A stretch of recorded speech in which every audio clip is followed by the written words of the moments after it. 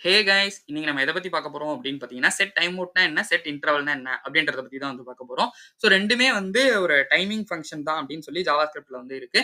First set time அவுட்னா என்ன அப்படின்னா, அது வந்து இப்ப நான் ஒரு 5 நிமிஷம் வெயிட் பண்ணு. நான் இந்த டாஸ்க்க வந்து முடிச்சுருவேன் அப்படின்னு சொல்றேன்னா, அந்த 5 நிமிஷம் வந்து வெயிட் பண்ணும். நான் அந்த 5 நிமிஷம் கழிச்சு அந்த வேலைய வந்து செய்வேன். இதுதான் வந்து செட் டைம் அவுட்ன்றது. இதே வந்து அதுக்கோட சின்டாக்ஸ் பார்த்தோம் அப்படின்னா, செட் டைம் அவுட் உள்ள ஒரு ஃபங்ஷன் எழுதலாம். அது நேம்டு ஃபங்ஷனாவும் இருக்கலாம். அனானிமஸ் ஃபங்ஷனாவும் இருக்கலாம்.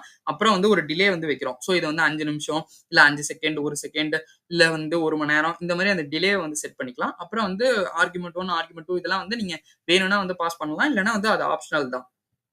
இத வந்து இப்ப ஸ்டாப் பண்ணணும். இப்ப இது வந்து வொர்க் ஆயிட்டே இருக்கு. இப்ப நான் ஏதோ ஒரு பாயிண்ட் ஆஃப் டைம்ல அத ஸ்டாப் பண்ணணும் அப்டின்னா, அத எப்படி பண்ணலாம் அப்டின்னா, கிளியர் டைம் அவுட்ன்னு சொல்லி ஒரு இது இருக்கு. அதுல வந்து நம்ம வந்து பாஸ் பண்ணிக்கலாம். அதுல வந்து நம்மளோட நேம்டு ஃபங்ஷன வந்து பாஸ் பண்ணிட்டா முடிஞ்சிரும்.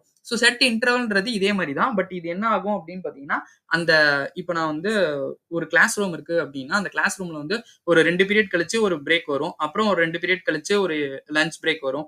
இந்த மாரி வருதுல, இந்த இந்த பீரியட் ஆஃப் டைம்ல ஒரு 40 நிமிஷம் கழிச்சு ஒரு பீரியட் முடியுது. இன்னொரு பீரியட் 40 நிமிஷம் கழிச்சு முடியுது அப்டின்னா, அந்த இன்டர்வல் தான் வந்து அந்த செட் இன்டர்வல்ன்றது. இது வந்து செட் டைம் அவுட்ன்றது ஒரே ஒரு வாட்டி நடக்கும். செட் இன்டர்வல்ன்றது இந்த மாரி வந்து பீரியட் ஆஃப் டைம்ல வந்து நடந்துகிட்டே வந்து இருக்கும்.